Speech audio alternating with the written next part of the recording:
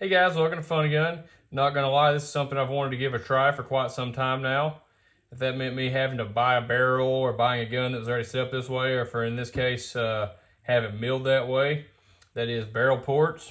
So we're gonna go ahead and get into this, show you that there's no magazine in this gun, no round in the chamber, no live rounds on the table. All the ammo boxes you'll see here in this video are all empty boxes, so this is safe. So we're gonna go ahead and start off. This is my Bul 4.25, or SAS Tac 4.25 that is, and these guns actually come with a nice slide lightning window cut into them on both sides of the top of the slide right there, as you can see. And from the factory, when I picked this gun up, they didn't actually offer this barrel or this gun ported, and now they actually have a pro version of this gun that comes with a factory set of ports similar to the ones that are on this barrel you see here, but that is a V10 cut, so there's 5 ports on each side, and this is actually a V12, so there's 6 ports on each side. And this is actually done by a company called Southwest Precision Arms, or SWP Arms, and you can actually have them do this on just about any gun you have. They'll actually cut the windows into the slide if you don't already have them, and port it accordingly to the length of the barrel and whatnot. So if this is something you've wanted to try for a while and have a gun you really like and just want to check it out, you can have it done. Obviously it's permanent, so you better like it. But I also went ahead and had him crown the barrel when I had it there. I was actually meant for him to flush cut it, and had a little bit of a miscommunication with him. That's my bad. When I first talked to him on the phone, he said that he had done enough of the Buls here that he didn't actually need the slide to cut the ports. And so when I sent it to him, I just sent the barrel, and he actually does need the slide to cut the barrel flush, so that way it's obviously flush with your whatever length of slide you have. So he just crowned it for me and sent it back. He did tell me that if I ever wanted to send it back in and have that done with the slide, I could, but I'm not gonna lie, if you've watched my video on my 1 year of owning a Bul 4.25 here, that was something I originally didn't just prefer, is the slide, or the fact that the barrel stuck out a little bit beyond the end of the slide. But it's kind of growing on me a little bit, especially seeing as it's not just a flush cut barrel now with the crown. It looks a little bit nicer in my opinion, so I might end up just leaving that there. Probably will, because I don't really feel like not being able to shoot this gun for another 2 weeks, because it does take around 2 weeks to send this into him. Now that's if you already have your slide like this gun where the cuts are already done, because if you send the slide in and have it milled, you're going to have to either have him refinish it or send it back refinished, so that adds a little bit of time to it. But let's go ahead and get into how this shoots now. We're going to start off with the lightest recoiling round. That is a 115 grain. This is New Republic ammo. This is actually Target Sports USA's new ammo line, and it's actually been a pretty good ammo so far for me. I've shot quite a few rounds of this so far, and I'll be picking up some more of this as long as it's in stock. So let's go ahead and show me shooting this. I'm going to go insert the clip of me shooting this particular round. And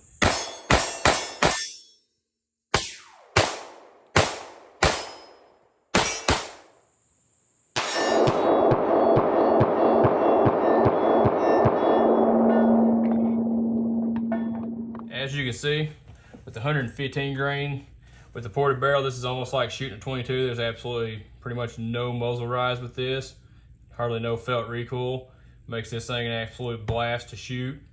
So let's go ahead and move on to something with a little bit more power, I guess. It's not that much of a difference, but this is 124 grain, so it does put a little bit more energy into the slide with the extra weight of the bullet. So this round, actually, this is just something I picked up at a gun show a few years ago. This is SAR USA, 124 grain, as you can see there, but not sure exactly on the velocity of this, but even with a heavier bullet grain, it actually feels very similar to the 115 grain here. Very little rise in the slide, or the end of the gun here when you fire it, as you'll see here in the clip of me shooting it.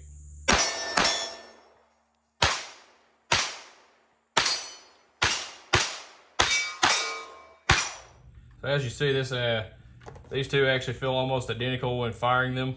So let's go ahead and get into something with a little bit more power here per se. This is Winchester 9mm NATO 124 grain. I actually picked this up specifically for this video as kind of a trainer, similar to the round I carry into this, because the NATO is closer to a plus P round, and it's also, this is 124 grain, which is what I carry in this gun now. So The NATO, I will say, you don't get much more muzzle rise out of it with the ports, but you can definitely still feel the difference in the recoil in your hand, in the grip, like right in the palm of your hand. Nothing unmanageable, just something I did notice that you can feel the difference in this. So I'll go ahead and insert a clip of me shooting this as well.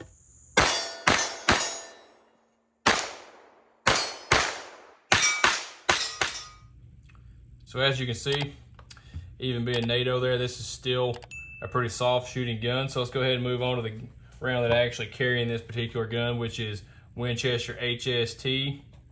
This is the 124 grain plus P, and that's why I went with the 124 grain NATO here, because on Target Sports website you can actually compare these two. Like they're very similar in velocity and energy, so these two actually feel pretty close to each other when you're shooting them back to back. And I went ahead and went with the plus P over just the standard 24 grain because with the ports you do lose a little bit of your velocity, obviously. So I just wanted to go ahead and do the plus P. So when you lose it, you're getting closer to plus P velocity. I mean a standard velocity 124 grain. So you're still going to get good bullet expansion on impact. So that's why I went with this over just the regular stuff. So I'm going to go ahead and insert a clip of me shooting this, and I'm going to go ahead and disassemble this gun. When you come back, I'll go ahead and show you the barrel and how good the machine work actually looks.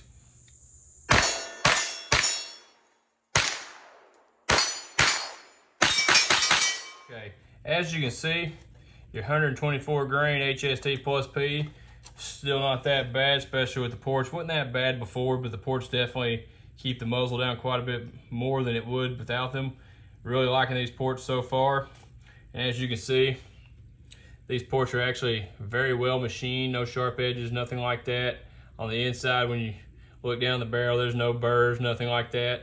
Can't really show you that. I don't have no way of getting a shot inside there, obviously, but very well done.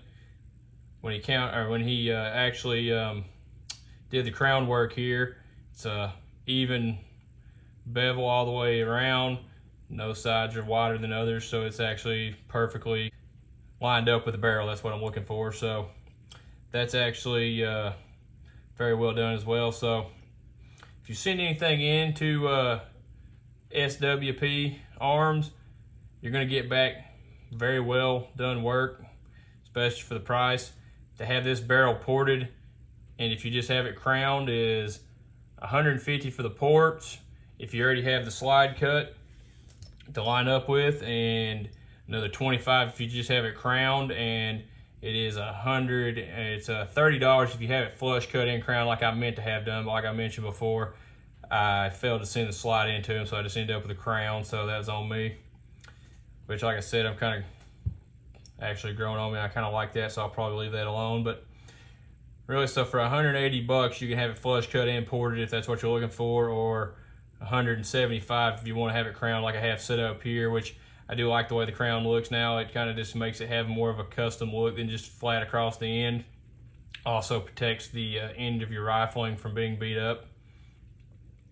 So if you want to see more shots of me shooting this particular gun ported, you can actually go back and watch my previous video of me shooting this gun in IDPA. I'll go ahead and link that in the end of this video in the final part, and I'll put it on the left side, so that way you can go ahead and click on that and see this gun being ran in a full match of IDPA with the ports. And so if you're looking at, I will say, if you've never tried to port a gun and you're looking to give it a go, it's definitely quite an awesome thing to have done.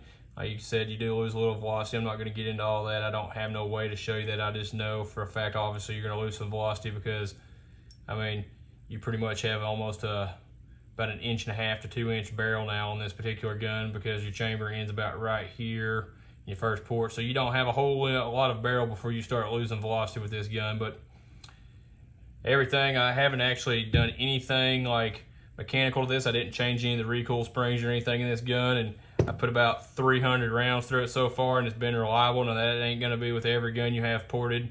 From what I understand, every now and then you got to mess with your spring rates to get it to run right. But with your Bul here, being such a well-made gun, and I've got it quite well broken in now. I guess it actually runs perfectly fine with the ports now. So I will go ahead and say also, after having it crowned and ported, I didn't even have to re-sight the gun in. My Holosun here, after putting this back into the gun, was dead on just as it was before I sent it to them, so I thought that was pretty interesting too. I figured having it crowned and losing that little bit of barrel and then losing the velocity with the ports and whatnot might affect that, but it didn't. Everything's exactly the same as it was before. Very happy with the work that he done to this particular barrel, and not gonna lie, there's a couple other guns I've got that I might actually end up sending to him as well and having this done over time. I thought this is actually quite a bit worth it. So if you've ever wanted to try something ported, it doesn't have to particularly be something quite like this, or if you can have send in a 1911, just about any gun, he does do this to them. So that's all I have for you today. I just figured that this is something that I've wanted to try for a while, and if anybody else is looking into it, give them a little bit more information about it, and that's what we got for you today. Okay, if you made it this far, just want to say thanks for watching. Don't forget to like, comment, and share. If you're looking for more FunNGun right now, you can click one of the 2 recommended videos there. If you're looking for more FunNGun later, you can go ahead and click that there subscribe button. I sure would appreciate it. And if you're finding me from Facebook, go ahead and click that open app button at the top to make all that a lot easier, and I'll see you next time.